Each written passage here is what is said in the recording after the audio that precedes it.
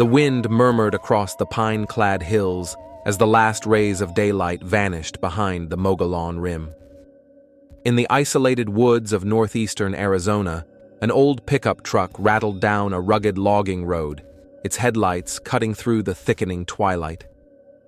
Inside were 7 men, their work clothes layered with sawdust and sweat, the exhaustion of a long day weighing heavy on their bodies.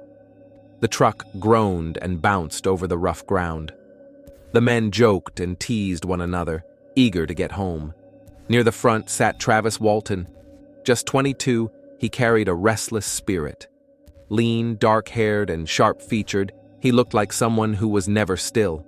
Logging was grueling, but it gave him a challenge, something solid to fight against, something that made more sense than much of the rest of life.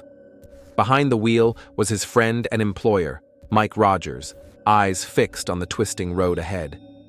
The others, Dwayne Smith, Ken Peterson, Steve Pierce, John Gollette, and Alan Dallas, crowded the back seat, their laughter nearly drowning out the engine's growl. Then the mood shifted. A strange glow appeared through the trees, faint at first, then intensifying, its color and form undeniably unnatural. It wasn't the moon. It wasn't fire. It hovered there, pulsing with an inner energy above the clearing ahead. The chatter stopped. Mike eased his foot off the gas. The forest grew unnervingly quiet, broken only by a low vibration that resonated in their bones before it reached their ears. As the truck crept forward into the open space, they froze. Suspended about 100 feet ahead was a luminous, disc-like craft, roughly 15 feet tall and 30 feet wide. It radiated a golden glow laced with electric blue, shimmering as though wrapped in invisible heat. The air felt charged, almost heavy. Though the craft made no sound, every man in the truck sensed its presence pressing against their thoughts. Without hesitation, Travis shoved open the passenger door and stepped onto the forest floor. The others cried out in alarm, but he didn't look back. Something deeper than curiosity compelled him forward, something primal and irresistible. He moved toward the object, boots crunching softly over pine needles, eyes locked on the dazzling craft. The hum in the air grew sharper, climbing into a piercing whine that made his skin prickle. Still, he pressed on. The glow seemed to intensify as he drew closer. He stopped beneath it, barely 20 feet away, staring up at the metallic underside. His breath caught. The air buzzed and snapped around him, charged with static. Then, without warning, a bluish-green beam of light burst from beneath the craft, striking him square in the chest. It felt like being struck by lightning and submerged in water at the same time. His body arched violently, limbs flailing as he hung suspended. The others watched in horror as Travis was hurled backward, crashing lifelessly to the ground. He didn't move. Panic erupted. Mike slammed his foot on the gas, tires spinning before they caught. The truck tore away from the clearing, weaving between trees as branches lashed the sides. No one spoke. They couldn't. Terror consumed them. What they had seen wasn't supposed to exist, and it had just struck their friend down as if he were nothing. They drove blindly until at last they stopped, breathless and pale, their minds racing. Should they go back? What if the craft was still there? What if it came for them? Yet guilt pressed heavier than fear. At last, they turned around. When they returned, the clearing was empty. No glow, no craft, only trees swaying quietly. And Travis was gone. They searched frantically, shouting his name into the dark, hoping he'd stumble out with some wild story. But the clearing was silent, cold, and unmoving. Flashlights carved pale circles into the underbrush, revealing nothing but shadows. No tracks beyond their own, no signs of a struggle, no burns or wreckage. It was as if Travis had been lifted from the earth itself, leaving no trace behind. The cold seeped into their bones, dread turning into hopeless silence. They returned to town, hollow-eyed, unsure how to explain. At the sheriff's office, Mike made the call. He told Deputy Chuck Ellison everything: the craft, the light, the beam. Ellison listened, brows furrowed, skepticism obvious. It sounded like something out of a B-movie. Still, he followed procedure. By morning, Sheriff Marlon Gillespie had taken over. Search parties formed. Helicopters swept the skies. Volunteers with dogs combed the woods. For 2 days, they scoured the forest around the site, every inch examined. Nothing. Not a shred of clothing, not a footprint, not even a drop of blood. Only pine needles and silence. Whispers spread quickly in Snowflake. Some claimed the crew had staged the whole thing, that it was a cover-up for something darker, maybe murder, or a deadly accident. Others suggested Travis had simply run away, craving attention or dodging responsibility. The sheriff's office leaned toward foul play. After all, it was easier to believe in a crime than in visitors from the stars. Pressure mounted. Mike and his men were interrogated repeatedly. Their stories never wavered, not even in the smallest detail. The fear in their eyes was raw. Their trembling voices weren't performance, yet suspicion lingered. Then, on the night of November 10th, 5 days after Travis vanished, the case turned. A phone rang at the home of Travis's brother, Grant. On the line was a frail, broken voice. It was Travis.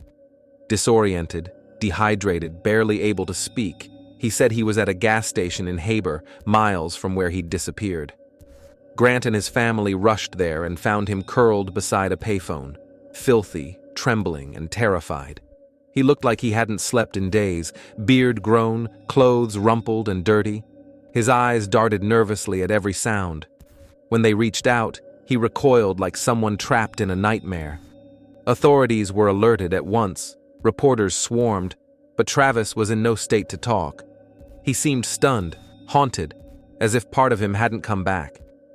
Later, he would describe waking in the woods, cold and disoriented, watching a glowing craft lift into the sky and vanish.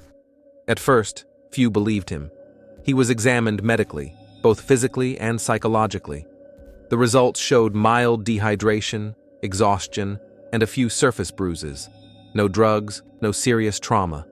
His mind was clear, but his memories of those missing days were fragmented. Flash images, piercing lights, sterile chambers, tall figures moving in silence. As he recovered, fragments formed into a narrative that chilled listeners. He spoke of regaining consciousness inside a rounded chamber. The metallic walls curved inward, dimly lit like the inside of a capsule. The air was heavy, thick with something he couldn't name. His body felt immovable, paralyzed. Strange, delicate instruments hovered above him, unlike anything he had ever imagined. And then, the beings appeared. They were small, no more than 5 feet tall, with smooth, pale skin and enormous black eyes that dominated their faces. Their heads were slightly oversized for their thin frames. They moved with eerie precision that made his skin crawl. They did not speak, at least not with words, but he felt them in his mind, a silent pressure, an alien presence reaching beyond language. Panic set in. A surge of adrenaline shot through his body, and suddenly he could move again. He leapt from the table, stumbling backward and slamming into the walls. The figures didn't attack. They simply stood there, heads tilting slightly as though observing him. Travis snatched what looked like a metallic rod from a nearby shelf and swung it wildly, desperate to keep them away. The beings withdrew, slipping through a doorway and vanishing into a corridor beyond. Now alone, Travis bolted into the passage. The hallway was narrow, dimly lit, and the heavy, oppressive air clung to him. He ran, searching for a way out, his footsteps ringing against the curved metallic floor. Doors lined both sides, some open to reveal strange equipment and glowing panels. The entire place felt alive, humming faintly, reacting subtly to his presence. At last, he entered a large domed chamber where a single chair faced a wide, curved window. The seat seemed almost organic, smooth, seamless, shaped as if molded for the human body. He approached with caution, drawn toward the breathtaking view beyond the glass. A brilliant field of stars and swirling cosmic clouds stretched before him, more vivid than anything he had ever seen from Earth. Just as he reached for the controls, another figure entered the room. This one looked human. Travis froze. The newcomer was taller, with blonde hair and sun-tanned skin. He wore a close-fitting blue uniform that shimmered faintly in the soft light. The man said nothing, but his calm smile was strangely reassuring. He motioned for Travis to follow. Exhausted, frightened, and desperate for answers, Travis complied. The man led him down another hallway that sloped downward and gradually widened. The steady hum of the craft persisted, but now it felt oddly soothing. They passed through a circular doorway into what resembled a hangar. Travis glimpsed several other ships, sleek, domed, and perfectly still, resting on the polished floor. The air here felt lighter, easier to breathe. Another door slid open with no sound, leading them into a new chamber. Inside, more figures awaited. They resembled the blonde man, human-like, but subtly uncanny. Their faces were flawless, almost too symmetrical, and each wore the same form-fitting suit. Their calm expressions unsettled him.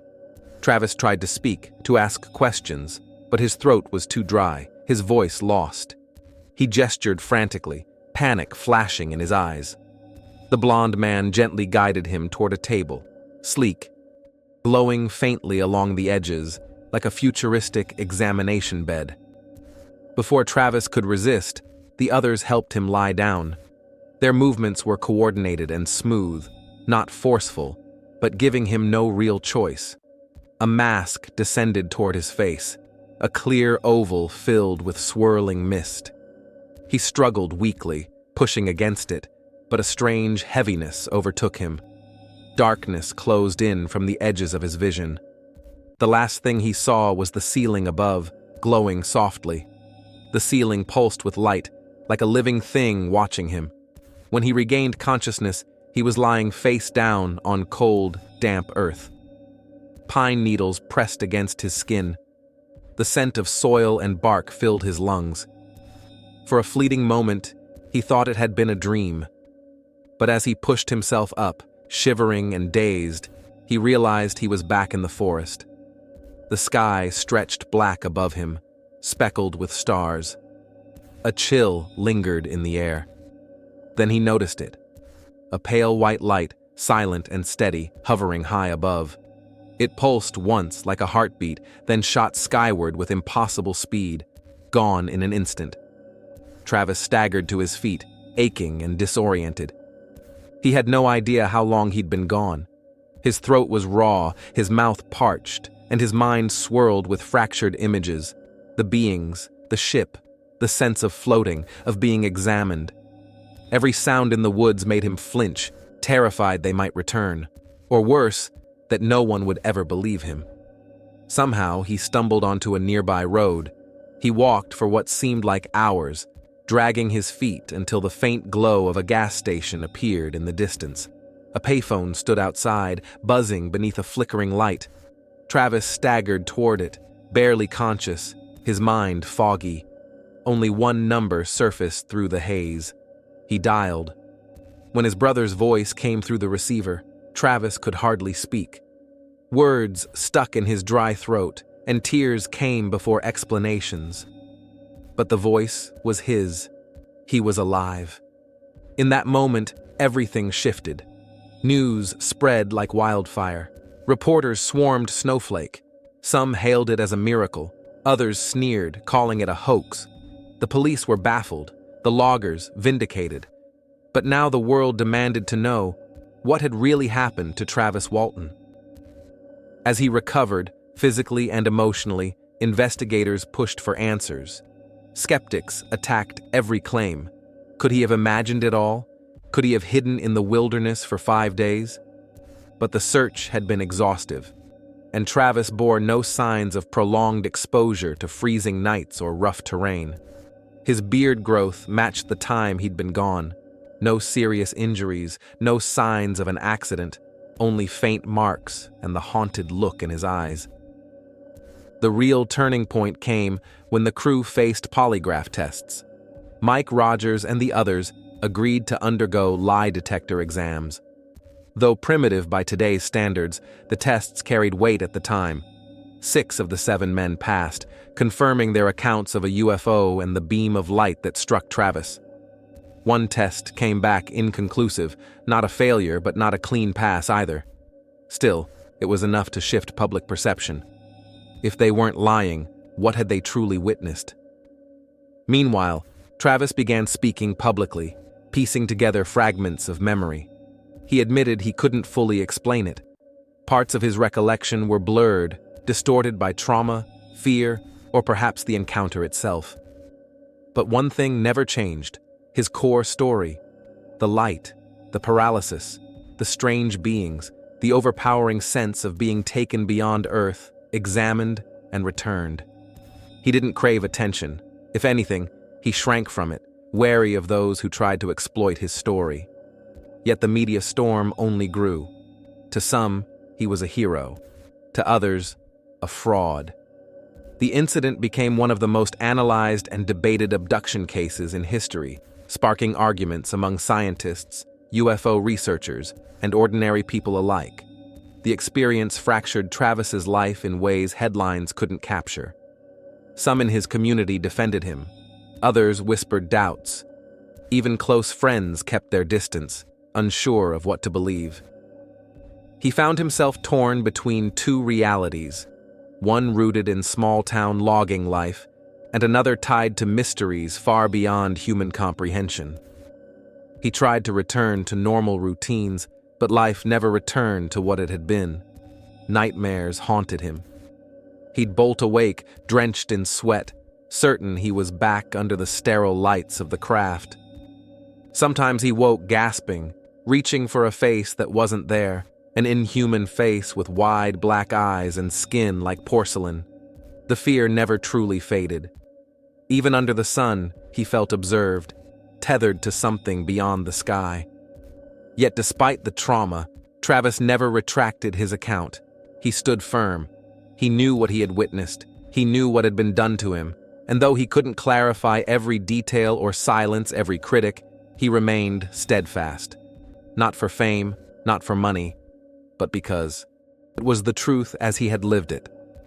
The emotional cost of holding on to that truth, especially under constant ridicule, was enormous.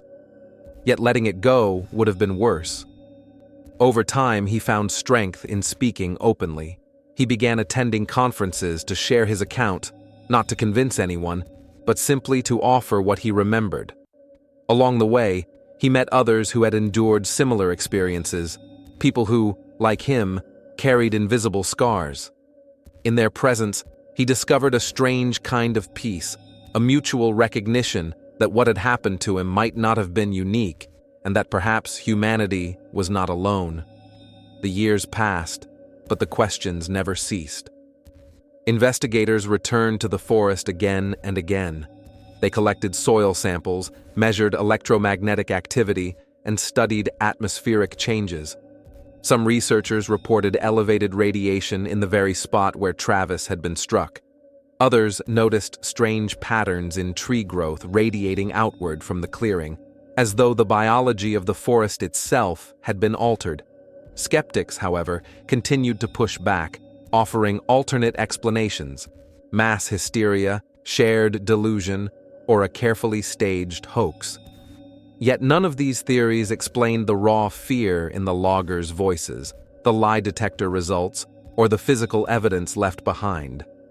None could explain the sheer terror etched into Travis's face when he was found. Hollywood eventually took notice. In 1993, Fire in the Sky, a film based on his experience, was released. While inspired by real events, the filmmakers dramatized heavily, especially the scenes aboard the craft. Travis later explained that what he endured was far less grotesque and far more clinical, sterile, cold, and quiet. Still, the film reignited interest, introducing his story to a new generation. Despite the attention, Travis remained grounded. He never pretended to have all the answers. He never called himself chosen.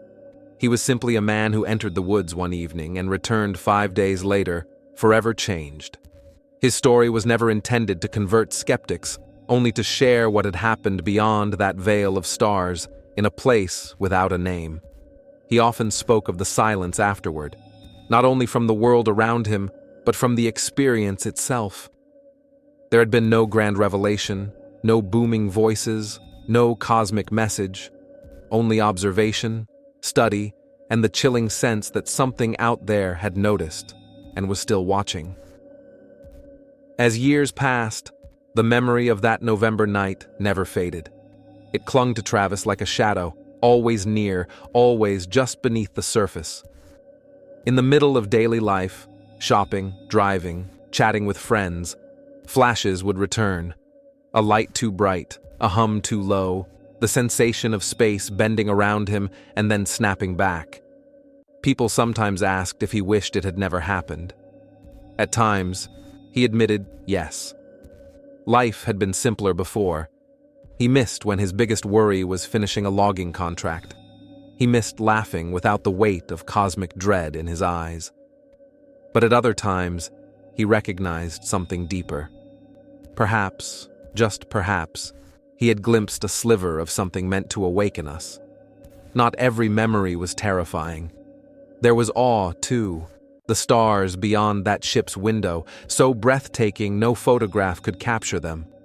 A moment of profound stillness, where Earth felt like a memory and the infinite stretched endlessly. In that instant, even fear dissolved, replaced by quiet understanding. Humanity was small, but it was being noticed. Years later, he returned to the forest.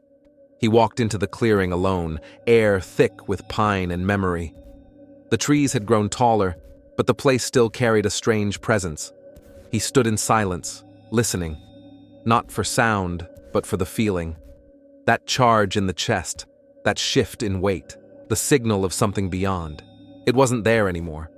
Or perhaps it lingered just past the veil, in the place where stars ignite and stories vanish.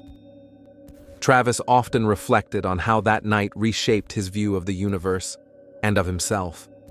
Before, his world was rooted in the physical, bark beneath his hands, the heft of an axe, the rhythm of hard labor. After, reality never felt as solid. A suspicion lingered that the world he saw was only a thin surface layer, beneath which something stranger pulsed. People from all over reached out. Some wanted to hear his testimony firsthand. Others came with their own experiences, finally speaking aloud things they had hidden for years. Patterns emerged, missing time, lights in the sky, sensations of floating or paralysis. Travis listened. He offered what little comfort or guidance he could, and in that, he realized his story was only one thread in a vast, tangled web of encounters. Accusations still came, claims that he lied, that he sought profit. But his life didn't resemble that of someone chasing notoriety. He wasn't flashy. He didn't travel the globe cashing in. Instead, he stayed in Arizona, close to rebuilding a quiet life.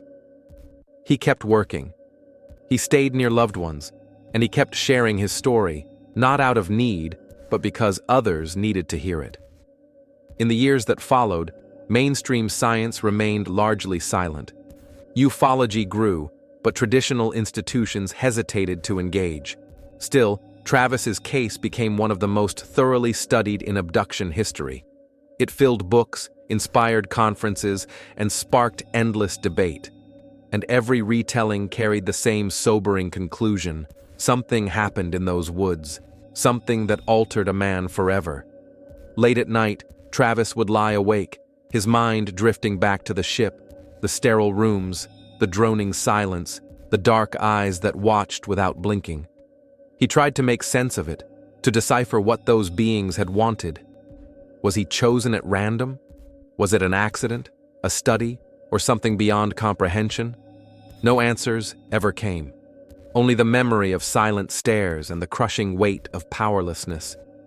Yet even then, there was something almost reverent in the way they moved. They hadn't sought to harm him, at least, not intentionally. There had been no sharp instruments, no brutality, only a detached kind of study, precise, almost mechanical. It wasn't cruelty that unsettled him most, but the absence of feeling, a cool indifference, as if he were no more than an insect beneath glass. And then came the moment of the stars, etched forever in his mind. A vast window opened before him, spanning wall to wall, alive with ancient light. Stars drifted in slow, endless arcs, their brilliance sharp against the black. In that instant, he realized the scale of his own existence, how every memory, every loved one, every familiar place was bound to a single speck of dust, hidden now from sight. That truth never left him. He no longer needed to argue or prove. The reality had been carved into him deeper than words could reach. Over the years, he accepted that belief from others was secondary. The experience had not been theirs. It was his. Terrifying, extraordinary, and profoundly his own. Occasionally, strangers would find their way to Snowflake. Journalists, filmmakers, wanderers chasing mystery. When he was willing, he'd meet them, not with drama, but with the steady tone of someone carrying a weight too long to embellish. Sometimes he would guide them into the woods, letting the silence do most of the speaking. In that clearing, where his life had been divided, the stillness itself carried the story. When asked if he feared another encounter, he always paused before answering. It wasn't fear, he explained, but awareness. Once the veil between two realities had thinned, even for a moment, you could never forget the texture of the unknown. Dreams returned now and then, not nightmares, but luminous wanderings, floating through corridors, drifting through endless night, always being watched, not judged, not threatened, simply observed. These dreams left him calm, even comforted, as if his return had a purpose. Not to spread terror, not to deliver answers, but to carry a quiet message. We are here. We are watching. He never needed theatrics. The way he spoke, measured, steady, unshaken, conveyed more than any exaggeration could. People leaned in, some skeptical, some visibly moved, and others with tears they couldn't explain. What he shared wasn't just an alien tale. It was a human confession of standing at the edge of the impossible. It wasn't only about lights in the sky. It was about the courage to face what cannot be explained. As he spoke, he often watched his listeners more than they watched him. He saw the doubters, the dreamers, and those undecided souls who still carried a spark of curiosity. Those were the ones he spoke to most, not to persuade, but to grant them the freedom to wonder. Travis knew the world was stranger than most dared admit. He had tried once to bury the memory under routine, hammering nails, mending fences, sharing dinners, but the weight always returned. Not just the images of strange beings, but the sensation of having been truly noticed by something that wasn't human. Years later, staring into a mirror, he realized he was no longer the same man. His hair grayed, his body aged, but it was his eyes that had changed most. They carried stillness, a gravity born from having looked into an abyss and survived. He had brushed against the incomprehensible and come back marked. Though he wrote a book to preserve the truth, he never sought fortune or spectacle. To him, this was not folklore, not mythology. It was something that cut through his life like lightning across a midnight sky. Sometimes strangers approached him quietly, speaking of their own lost hours or unexplained lights. With Travis, they found not ridicule, but recognition. Someone who knew what it meant to carry a secret too heavy to share. He always told them the same thing: you're not insane, and you're not alone. Over time, the forest itself changed for him. It was no longer just timberland. It was a threshold, a place where the familiar world brushed against another. When he walked there, he felt a hum in the air, a charge like the breath before a storm. Even the trees seemed to lean inward, holding memory in their bark. Standing in that clearing, He felt reverence, not fear. He closed his eyes and remembered not terror, but wonder. The moment of seeing stars from beyond Earth's sky was, for him, the nearest glimpse of eternity. Did he want answers? Yes. But more than that, he wanted peace. Peace in knowing that some mysteries are meant to remain luminous and unsolved, like fireflies that vanish if you grasp too tightly. In time, he stopped seeing his abduction as a curse. It felt instead like a calling, not because he was chosen for greatness, but because he was ordinary, an everyman. And perhaps that was the point. If something extraordinary could happen to a simple logger, then anyone could imagine themselves beneath that light. That universality gave his story its weight. People leaned closer, not just to hear his words, but to see themselves reflected in them. Travis no longer needed to dissect the beings, the craft, the why of it all. He reclaimed himself as father, worker, survivor. His life had depth now, shaped not by spectacle, but by reflection. He wondered at times if the visitors remembered him, or if he was nothing more than a note in their endless catalog. Yet he hoped that if they returned, it would be not as hunters, but as explorers, willing to share as well as study. For in the end, his story wasn't just his. It belonged to all of us, a reminder that our lives unfold in a cosmos far larger than we dare imagine. That a single flash of light in an Arizona forest could tie two worlds together, however briefly. As the years passed, his fear gave way to philosophy. The sharp edges of doubt softened into quiet acceptance. He found meaning not only in the stars above, but in the silence between them. Even death felt different to him now. After glimpsing that vastness, he could not see it as an end. There had to be something beyond. When asked whether the beings were good or evil, he never rushed to answer. They were something else entirely, curious, detached, unknowable. Yet they returned him. That, to him, meant everything. The thought that Earth was not alone gave him comfort. The night sky no longer frightened him. It felt like company. He often sat outdoors in silence, not searching, not asking, simply being with the stars, grateful that they watched back. He didn't need theatrics. The weight of his words, the calm tone, the careful detail, those alone carried more power than any dramatic flair. And as he spoke, people listened. Some leaned forward with furrowed brows, others with wide eyes, and a few with quiet tears. Because his story was never just about aliens. It was about stepping into the unknown, and the courage it takes to face it. Often, Travis would scan the audience. He could tell who believed, who doubted, and who wasn't sure, but still kept listening. It was those listeners he spoke to most, not to convince, but to give them permission. Permission to wonder, to imagine, to accept that not everything can be neatly explained by logic. He had once tried to bury it all, to forget, to return to a life of work, home repairs, and family dinners, but no matter how hard he pushed it down, the memories always returned. Not just the visions, but the feeling, the undeniable sense of having been seen by something beyond comprehension. Years later, standing before a mirror, he realized he was no longer the man who had entered that forest. Age had changed him, yes, but deeper than that, he had shifted. There was a stillness in his eyes, a quiet weight of wisdom.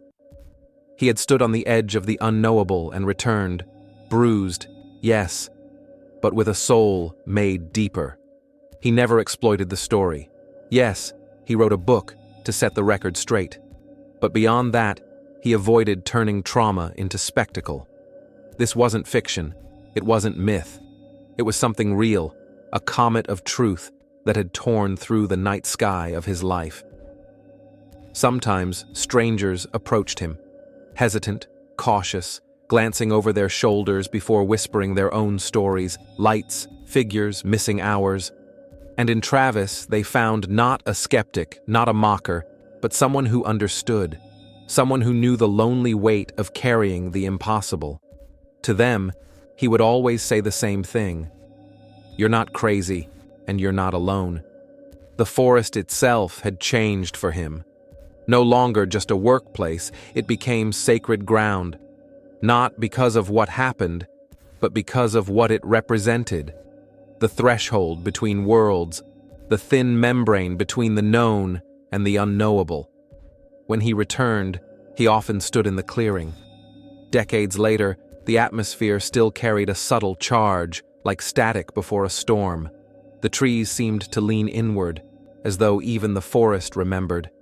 Yet, he no longer felt fear there, only reverence. He would close his eyes, let the sunlight warm his face, and recall not the terror, but the awe, the vastness, the moment of staring at the stars from beyond Earth's veil. For him, it was the closest brush with eternity. Of course, he longed for answers, but more than answers, he longed for peace. The kind of peace that comes from holding mystery gently, like fireflies in a jar, beautiful, fleeting, unknowable. And over time, he came to see it not as a curse, but as a calling. Maybe he was chosen not for his brilliance, not for power or status, but because he was ordinary, a man of the soil, of routine, of grounded skepticism. That ordinariness gave his story reach. Because when something extraordinary happens to someone like him, people listen differently. They imagine themselves in his boots, staring into that impossible light. With age, Travis reclaimed his life. Not as the abductee, but as a survivor, a father, a man who had touched the edge of reason and walked back with grace. Quietly, but never small. He often wondered, where were they now? That craft, those beings. Were they still watching? Or had they forgotten him, just a single data point in a galaxy of encounters? He would never know. But he hoped, if they ever returned, that they would come not as collectors, but as explorers. Not to take, but to share. Because in the end, his story wasn't only about him. It was about all of us. Humanity's place in something infinitely larger. A reminder that a single moment, a single beam of light in an Arizona forest, could bridge two worlds, however briefly. With time, the fear and doubt softened into something quieter, almost contemplative. He found meaning in the silence, patterns in the stars. Even his relationship with death changed. He no longer feared it, not in the same way. Not after seeing how vast the cosmos truly was. There had to be more. There had to. People asked if the beings were benevolent. He never answered quickly. What he'd seen wasn't evil, but it wasn't comforting either. It was precise, clinical, curious. If there was morality behind their actions, it was not human morality. And yet, they hadn't destroyed him. They had returned him. That, in itself, meant something. He found solace in believing Earth was not isolated, that the stars were not empty, that somewhere beyond what we could measure, other beings knew we existed, that they had touched our world and departed, not as conquerors, but as witnesses. In the beginning, he had feared the stars, but in the end, they became his solace. At night, he would sit quietly, eyes lifted to the sky, not searching, not waiting, simply being among the stars. What would humanity do truly? Would we panic? Would we unite? Or would we deny it all?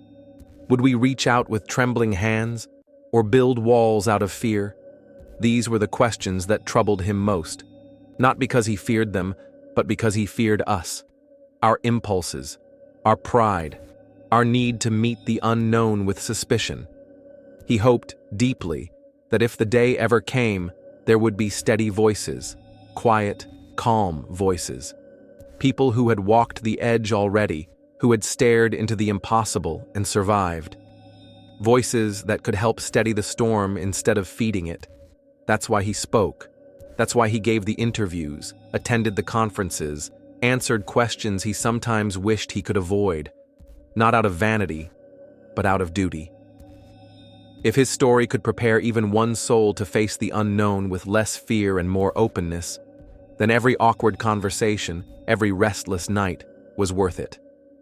Belief was never the goal, not even understanding.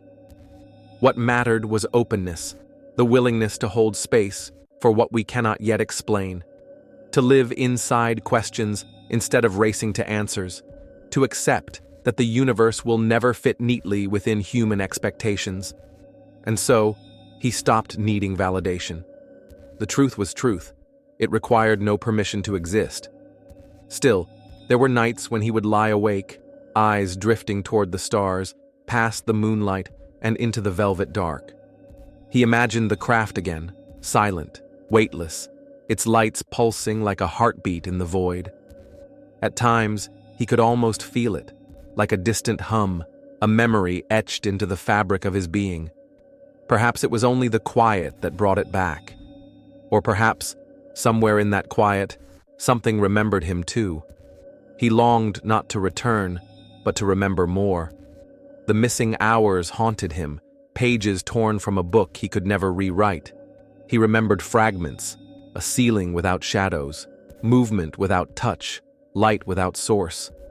The rest was fog, hidden, maybe for protection, maybe because his mind was never meant to hold it.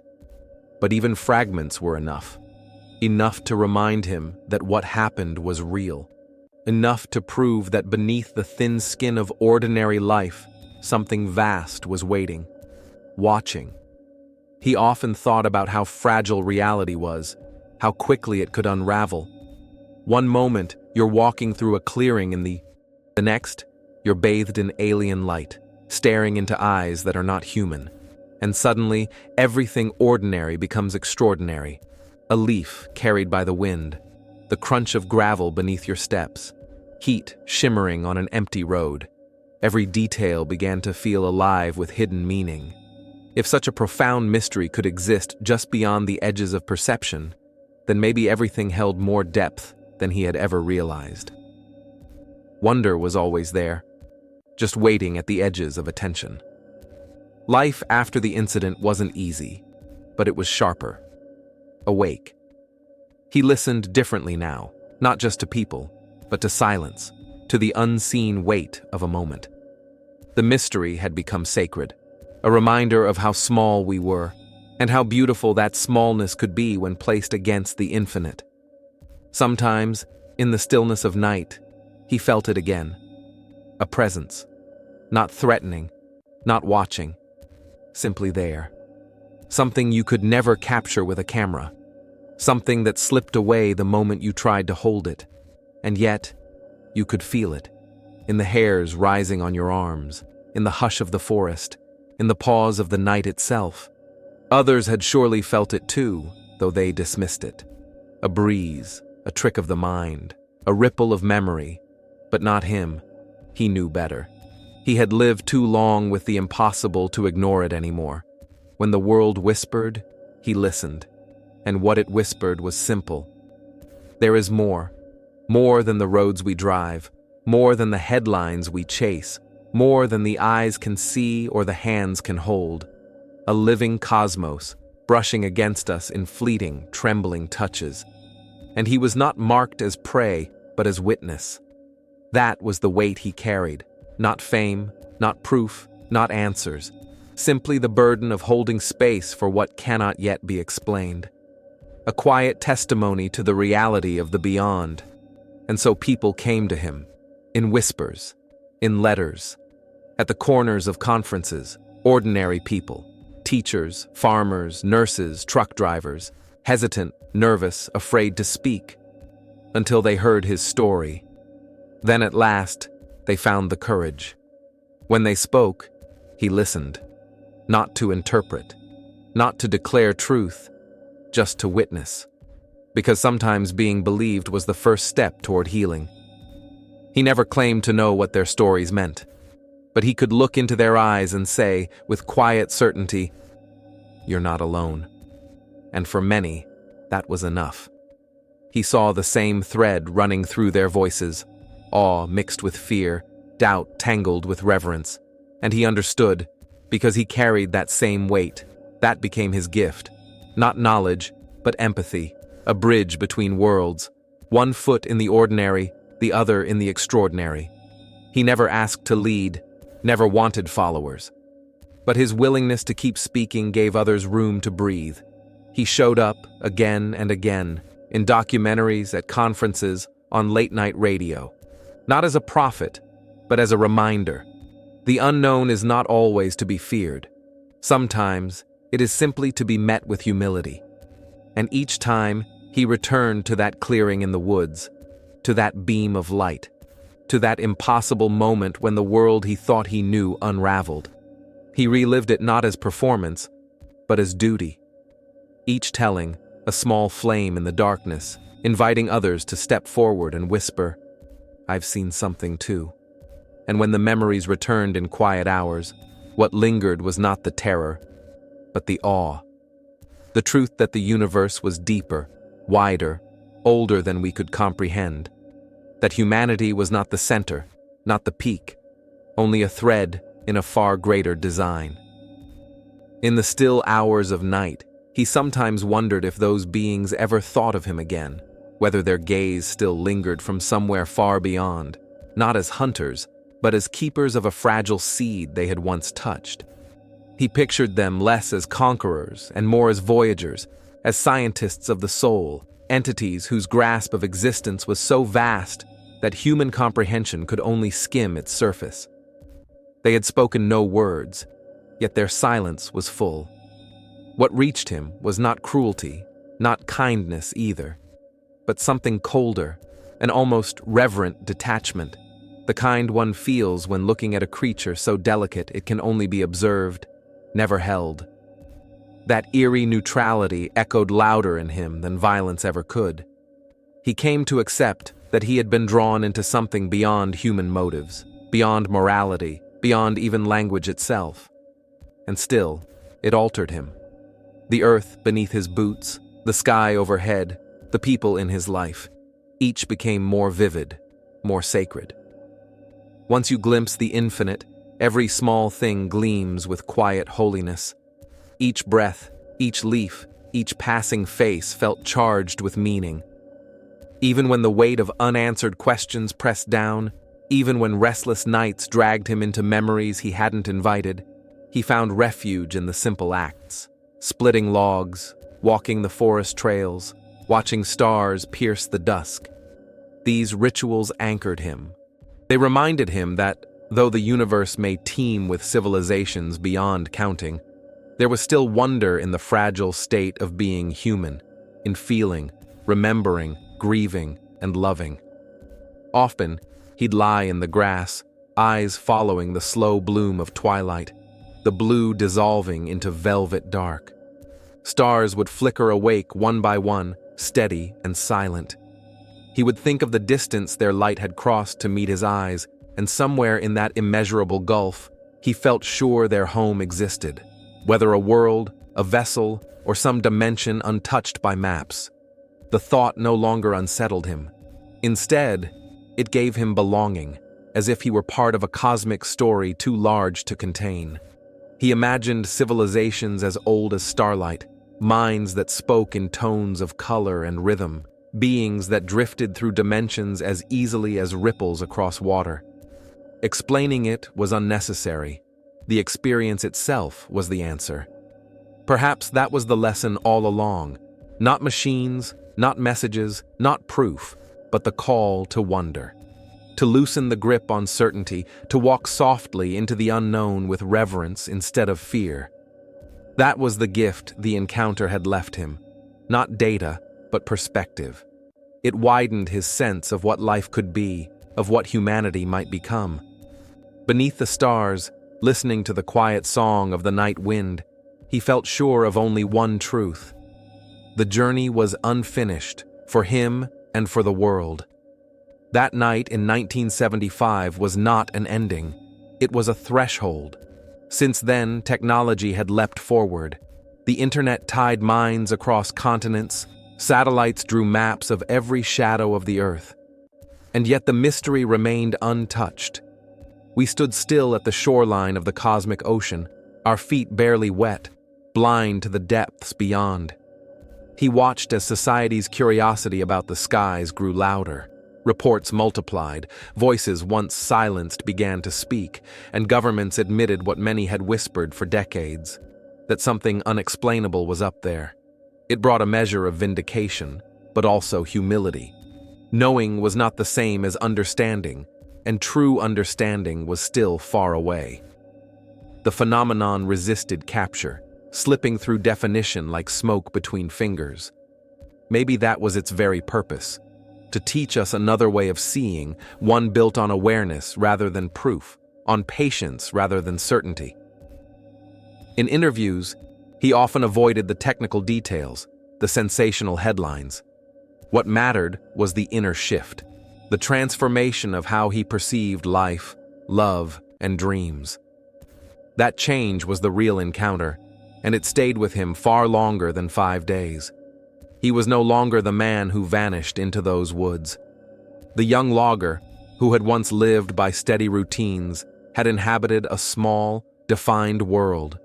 Trees fell when cut, time marched forward, the sky was just the sky. The man who returned inhabited a borderless world. He had seen time bend. He had floated free of weight. He had looked into eyes that were not of this earth. Though decades had passed, the echoes remained. Sometimes they visited him in dreams, glowing fragments, surreal and luminous. Sometimes they struck him in waking clarity, glimpses of a layer beneath the ordinary. He rarely shared these moments.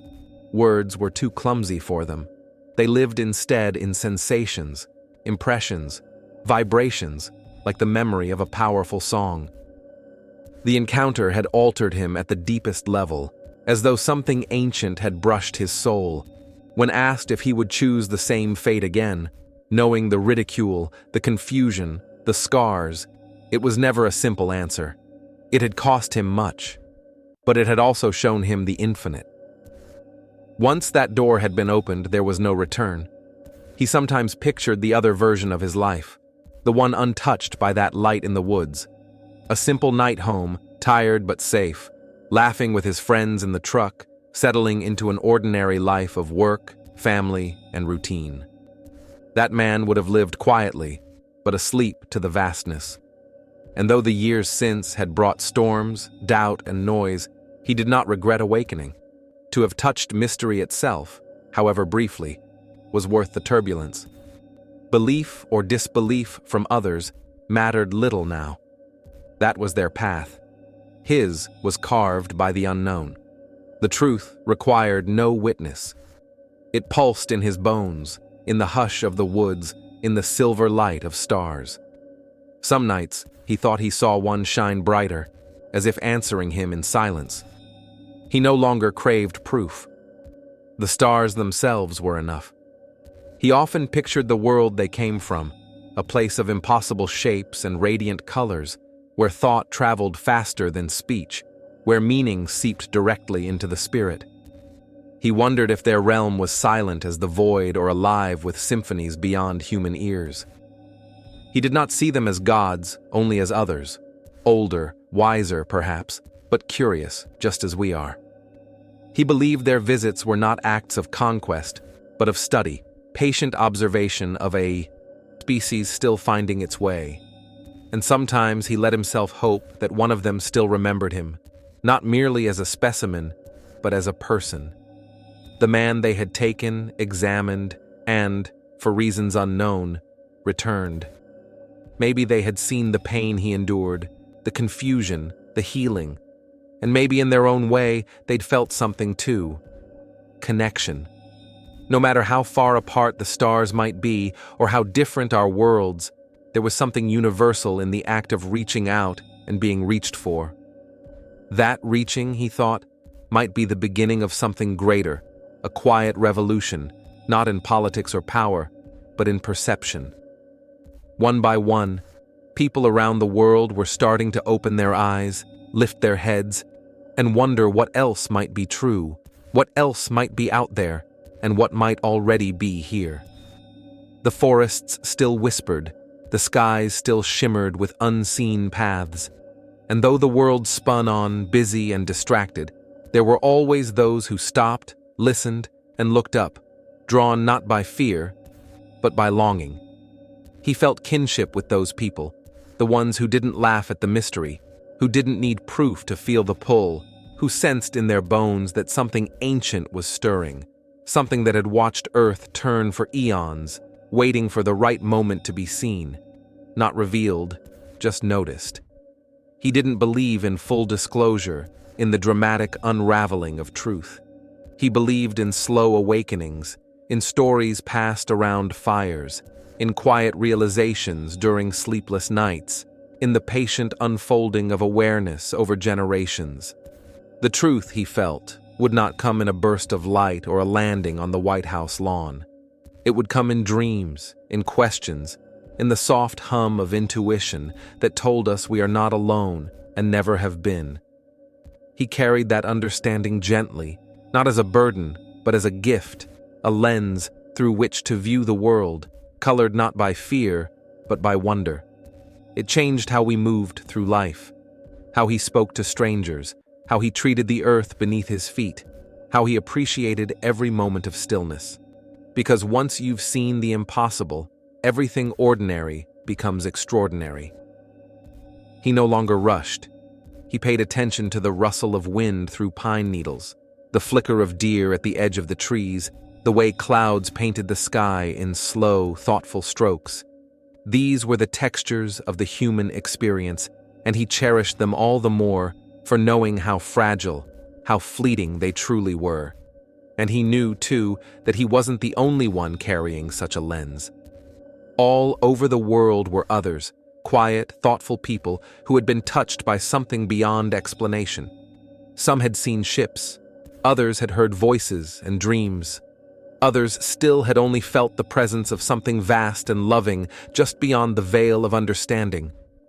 These were not stories of madness. They were stories of contact, of a slow, ongoing dialogue between the stars and the soul. And in that dialogue, Travis had found a kind of peace, not because he had answers, but because he had let go of the need for them. That peace didn't come all at once. It was earned over decades of reflection, hardship, and growth. For a long time, he tried to fit the experience into a framework he could understand. He searched for comparisons, metaphors, even religious explanations, but none of them captured it fully. In time, he stopped trying. He let the memory be what it was, a pure and unfiltered encounter with the unknown. Not everything needed to be translated. Some truths were meant to be felt, not spoken, like music, like love, like standing under a sky full of stars and knowing without question that someone or something was looking back. Sometimes he would catch himself smiling without knowing why. A sudden sense of presence would wash over him, as though the air had shifted slightly, as though something invisible had entered the room. It wasn't eerie. It wasn't frightening. It felt like being remembered. He never told many people about those moments. Some things he felt were too sacred for casual conversation. And besides, it wasn't proof anyone wanted. It was the courage to believe their own eyes, their own dreams, their own deep inner knowing. And maybe that was his purpose all along. Not to be a prophet, but to be a mirror reflecting the possibility that the universe was more mysterious, more magical, more alive than we had ever dared to imagine. There were times he felt like a thread in some cosmic tapestry, woven through an unseen design, stretching far beyond the edges of human comprehension. His experience wasn't isolated. It was a knot in a much larger pattern, one that included ancient sightings, folklore, whispers in the dark, and modern-day encounters across the globe. He had read of others: the farmer in South America, the pilot over the Pacific, the child in Africa.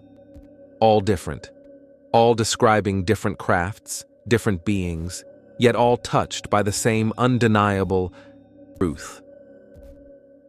Something else was here. He saw it in their eyes when they spoke. That same haunted wonder, the way their voices dropped slightly, as though they were still unsure how much they were allowed to remember. And in their pain, he saw his own. Not just the trauma of the event, but the ache of being misunderstood, the loneliness of carrying a truth that most could not or would not accept. And yet he also saw strength, a kind of quiet resilience in those who had brushed up against the impossible and come back changed. They were not broken. They were initiated, marked perhaps not by scars, but by sight, a new way of seeing the world, as if everything ordinary now glowed with the residue of something divine. He thought often about what it meant to carry that sight, to live in two worlds at once, the world everyone else saw, and the world beyond where time bent, and the laws of physics seemed like gentle suggestions rather than rules. It was a lonely place sometimes, but also a place of profound beauty. In those quiet moments, Travis would close his eyes and remember the ship's interior, the smooth walls glowing softly with shifting colors, the silence broken only by a low hum that seemed to vibrate through his very bones. He remembered the beings, their delicate hands, the way their eyes reflected a kind of ancient sadness, as if they carried memories of stars dying and being born again. He didn't know if they were explorers, scientists, or something beyond categories. All he knew was that in that moment, time ceased to matter. He felt as if he was floating in a river of light, carried gently by currents that pulled him toward understanding, toward connection. That feeling stayed with him long after he returned to the forest floor, grounding him when the world felt too sharp, too heavy. It was a reminder that beneath the surface of everyday life, there was a deeper current, one flowing with mystery, possibility, and hope. That current flowed through everything now. It was in the wind, in the hush of pine needles brushing together on quiet evenings. It was in the eyes of those who had come to listen to his story, hoping perhaps to awaken something long buried in their own hearts. And it was in the space between words, that pause, that breath, when wonder takes over and logic slips away. He didn't pretend to understand it, but he trusted it. That trust had been hard-won. It had taken years of questioning, of pain, of navigating the minefield of public doubt and private confusion. But eventually, like water carving stone, the resistance gave way, and in its place, something softer grew, something like faith, not in doctrine or dogma, but in the universe itself. He had come to understand that nothing unfolded without purpose. Not always a purpose that could be clearly expressed, but one that vibrated in the bones, in dreams, in the unseen strings tying us to something vast. People often asked him what the experience meant. He would smile and reply that we are not alone. Yet what he truly felt, what he seldom admitted aloud, was something much deeper, that we are threads in a grand story still being written, a story that stretches beyond galaxies, one without a final page, only the next turning. And in that tale, we are not mere spectators, we are players. However small, however unaware, every choice, every spark of compassion or curiosity adds to the unfolding. Travis believed his experience wasn't centered on him alone. It was about all of us. A signal, perhaps, for humanity itself. A soft knock at the door of our collective awareness, asking, "Are you ready to truly see?" Not only to see lights in the heavens, but to see each other in a new way, to realize that our separations are illusions. Beneath skin, language, and belief, we are the same, fragile, curious, dreaming, reaching. He hoped the world would begin to listen, not to his voice, but to the whispers beneath the noise, the subtle patterns in the skies, the echoes in forgotten myths, the dreams that linger upon waking. He knew others like him would emerge. More people would step forward with accounts too strange to be fabricated. They would face ridicule, doubt, even fear. Yet some would listen, some would feel the pull, and gradually the tide would shift. That is how awakening begins, not with thunder, but with a breath, a pause, and the bravery to look upward. Sometimes Travis wondered if those beings had always been here, not merely in crafts, but in myths, in symbols, in flashes of intuition guiding us through the dark. Perhaps they were behind Ezekiel's fiery wheels, China's sky serpents, the traveling stars of tribal legends. Maybe contact had never ended. Maybe it had only transformed. He thought of children who seemed to grasp things adults had long forgotten, how they spoke of invisible friends, of glowing lights, of dreams of floating, how they drew beings with large eyes and gentle hands before anyone ever told them such things existed. What if those weren't inventions? What if they were memories? He never claimed to know, but he listened. He paid attention. And more than anything, he urged others to do the same, to open not only their eyes, but their hearts.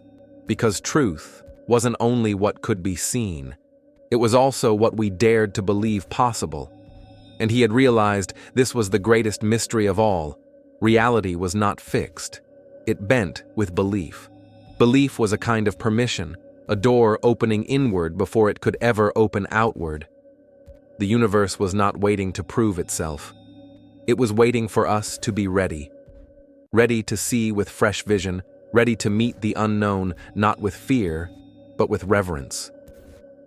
In the years after his encounter, Travis met others who had crossed similar thresholds. Some had witnessed craft, others had lost time. Still others only glimpsed a flash of light, a presence in the night. Yet all of them were changed. Their lives never returned to what they had been. Perhaps they weren't meant to. They became different people, more reflective, more open, more tuned to subtle things. Some became creators, others healers. Many stopped pursuing conventional ideas of success. They seemed to know instinctively that life held more than what could be measured. They had felt it, the hum beneath existence, the breath of something vast waiting just beyond perception. It wasn't about aliens anymore. It was about awakening. Awakening wasn't a sudden blaze of light. It was a gentle unfolding, a remembering of what had always been known but buried beneath centuries of distraction. It arrived slowly, like dawn edging over night's horizon, first a shimmer, then a glow, then the full radiance of understanding. And once seen, it could never be unseen. Travis often reflected on that awakening, not only within himself, but throughout the world. UFOs were no longer only for the fringe. Governments were beginning to acknowledge them. Pilots spoke openly. Scientists started asking real questions. The curtain was lifting, inch by inch. Yet even if disclosure came, Travis knew it wouldn't be the end. It would be the beginning of a new chapter. A chapter where humans were no longer the center of the cosmos, but part of a larger fabric. That, he believed, would be the greatest challenge, not accepting the existence of others, but redefining ourselves in light of that truth. What would it mean to be human once we truly understood we were not alone? How would we treat each other? How would we treat the earth? These questions stayed with Travis long after the lights faded from the sky. He often thought the true message wasn't technological or scientific. It wasn't about engines or maps of the stars. It was emotional, spiritual, a lesson in humility, in unity, in perspective. A reminder that intelligent life was not a rare miracle limited to Earth, but part of a vast field of consciousness. He began to see Earth itself as alive, not a rock adrift in space, but a participant in a greater dance, with humans as its dreaming children, just beginning to wake. Awakening, he knew, would not be easy. There would be fear, denial, resistance, yet there would also be beauty, moments of wonder, new stories under ancient stars. It was no accident, he thought, that his encounter happened in a forest, a place of silence, of natural order, where time moved gently in cycles. The forest, like the stars, kept secrets. Only in stillness could those secrets be heard. He returned often to that clearing, not to search for answers, but to sit, to feel the wind through the branches, to listen. Sometimes he closed his eyes and imagined the ship still hovering there, unseen by others, but etched into memory like light burned into film. The ground beneath him felt different, charged, as though the forest remembered too. He never tried to disturb it, never tested the soil. That place had become sacred, a crossing, a threshold, and he had learned to honor thresholds. You don't force your way through them, you wait to be invited. And when the invitation arrives, through a light, a dream, or a sudden shift in awareness, you follow. That was perhaps the greatest truth of all.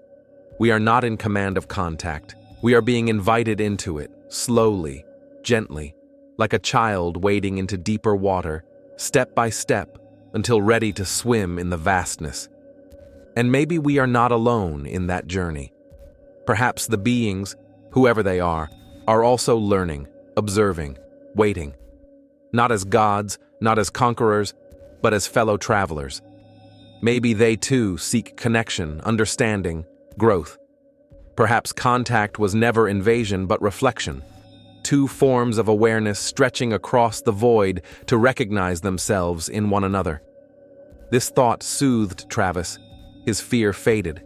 He no longer saw the encounter as something done to him, but as something shared, an exchange, a dialogue in a language older than words, built of symbols, sensations, silence, and light.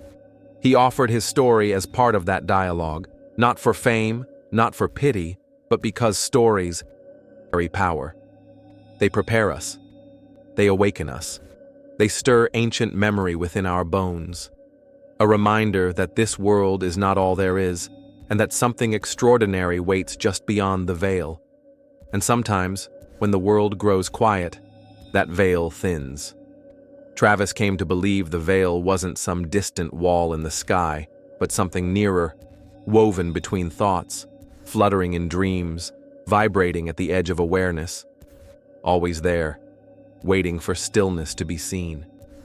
He saw it in the eyes of those who approached him after his talks. Not just curiosity, but recognition. A flicker of remembrance they couldn't place. Many had never seen a craft, never had a strange event, yet they knew. Deep down, they sensed there was more. And hearing his story awakened something inside them, like remembering a forgotten song. That was the true gift of his experience. Not evidence, not spectacle, but the reminder that we belong to something vast and mysterious, that life, in all its richness, is woven with hidden dimensions and unseen harmonies, that even in darkness, light remains, not above us, but within us. He wasn't chosen. He was simply open, and he believed that was enough. Just openness. That was the key, not to answers but to questions, to wonder, to the possibility that everything we think we know is only the beginning. Travis released the need to explain every detail. Truth, he discovered, wasn't always in the facts, but in the feeling, in the awe, the sense of contact, of stepping beyond the known. He no longer tried to convince anyone. He simply shared, and those ready to receive would feel it, not in their minds, but in their hearts. That tug, that shiver, that stillness when the air seems thick with presence. That was where truth lived, not in radar scans or secret files, but in presence, in quiet communion between soul and star, in the silent recognition between beings. I see you, I know you, we are not so different. He believed that moment was coming for us all, not through fear, but through light. As time passed, Travis noticed a shift within himself. The restless hunger for explanations softened into a calm curiosity, a patient waiting. He no longer felt burdened by the need for answers, but embraced mystery as part of life's rhythm. He found peace in nature, in mornings where sunlight filtered gold through the trees, in the breeze that whispered across the meadow of his encounter. These moments anchored him, linking him to something timeless. Those who met him sensed it too, a calmness, a warmth, as though he carried a quiet glow inside, not meant to blind, but to softly light the way. In telling his story, Travis hoped to awaken that same spark in others, to remind them that wonder isn't lost. It waits beneath the surface of daily life, ready to awaken with a shift in perception. His experience was a doorway, an invitation to explore the vastness, not only above us, but within us. In the years since that night, the world itself had changed. The skies remained a canvas of mystery, dotted with fleeting lights and strange encounters. Reports grew. Voices once silenced now rose together. The walls of doubt thinned, revealing glimpses of long-hidden truths. Through it all, Travis remained a quiet witness, not seeking recognition or validation, but sharing a story, honest and deeply human. His tale was never just about UFOs or contact. It was about the transformation that comes from stepping into the unknown, embracing uncertainty, and discovering peace in mystery. He understood his journey was a thread in a greater fabric woven from countless lives, visions, and beliefs. Every story, every encounter was a stitch in that fabric, a collective awakening, guiding us toward knowing our place in the cosmos. And so the story continues, not with conclusions but with questions, not with endings but beginnings. For the stars are still out there, watching, waiting, calling,